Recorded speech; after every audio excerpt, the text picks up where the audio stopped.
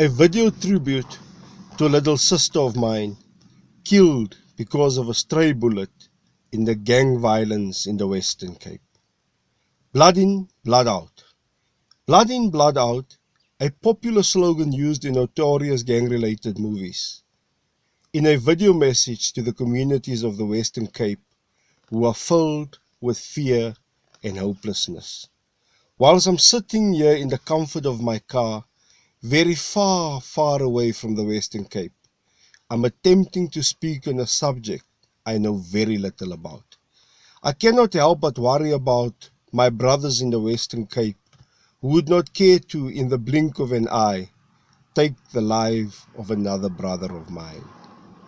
When I think of the children in these communities of mine, I can't help but to think of a child who ducks and dives to get to school, wary of the fact that he or she might not make it home after school. This because of the gunfights between these brothers of mine. With bullets constantly flying, making it home after school is like winning a gold medal in the Olympics of life. When I look at my children sitting in their rooms, Facebooking or playing on their PlayStation games, I can't help but to think of so many, many brothers of mine. Those who will not make it home in time. I can't help but think of so many parents of mine who said goodbye to brothers of mine because their corpses were left behind in a mortuary being prepared for their final goodbye. When I look at the 3-year-old in our home making us laugh, I can't help but to think of this little sister of mine that will never get to see a brother because he has lost his life in gang warfare she knew nothing about. When I go to bed at night, knowingly that my kids are home, I can't just stop wondering about the mothers praying for their children that never made come home. Because somewhere in the streets, the sounds of bullets replaces the quietness of the night. When I speak to my children about the dangers of drugs and substance abuse, I can't help but thinking of my brothers and sisters, who are trapped in this web of drug addiction, sexual abuse and prostitution. This just to service their cravings, while the drug lords brag about the money they made today. This while my brothers were protecting their territory with their lives.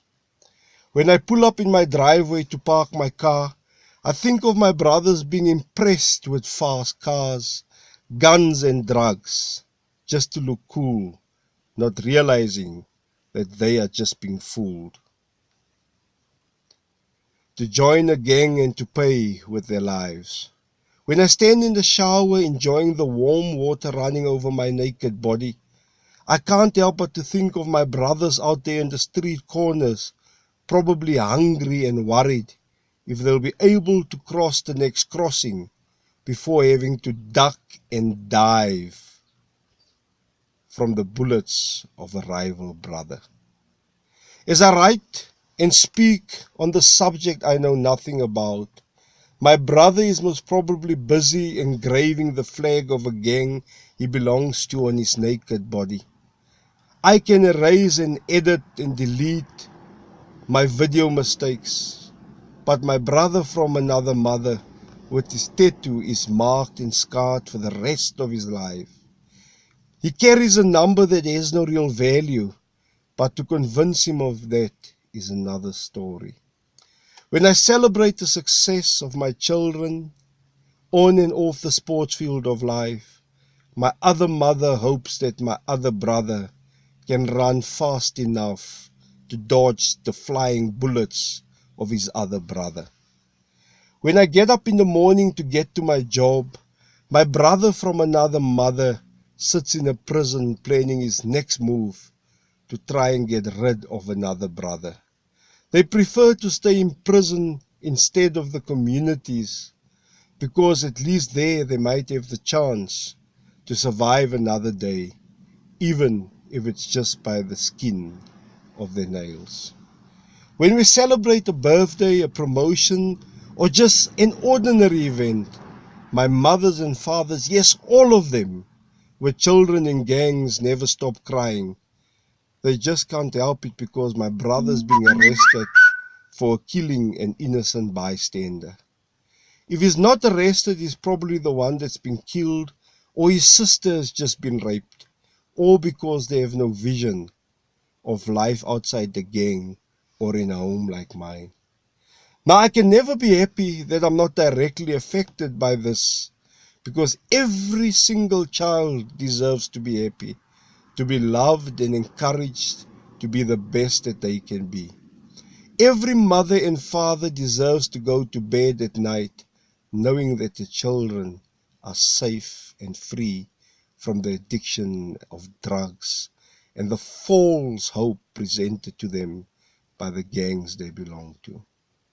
As you cry, dear mama, I wish I can share in your pain, but all I can do is to pray for peace to come to your home. To my brothers in the Western Cape who are killing each other just for someone else to gain, I plead with you to stop this madness. Rather make love and stop the war.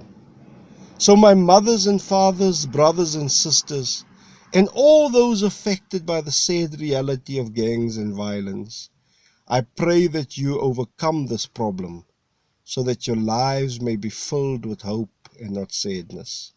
I urge all church leaders, teachers, and politicians to engage my brothers, my mothers, and my fathers in ways that will provide them with the hope that they need to take away the hopelessness. The government, we know, won't solve all your problems, so roll up your sleeves and save your children. I know it's probably easier said than done, but you have to start somewhere to save our children from destroying our communities and each other day in and day out. Teach them to love another as moms and dads are meant to love each other. My name is Earl Smiles, and I don't really have the answers to this problem. I don't really understand the pain you're going through, apart from what I see in the news, read in newspapers, on social media and on TV, what I listen to on the radio. But what I do know for certain is that tonight my brothers and sisters and their families in the Western Cape will be holding their breath till the morning, only to realize how lucky they are for having survived another night.